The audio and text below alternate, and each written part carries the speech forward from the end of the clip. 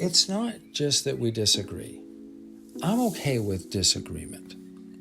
What matters is how we handle our disagreements. Do we resort to violence or oppression or intolerance, or maybe we just completely withdraw and shirk responsibility?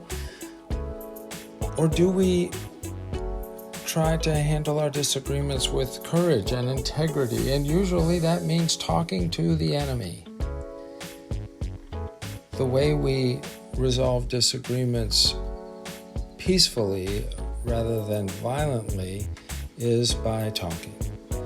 And in this keynote, I'm going to share what I've learned from helping people talk to each other. The photographs you see are from 40 different community gatherings between Democrats and Republicans. I tried to help them understand each other, and I want to share with you lessons I've learned about talking across divides.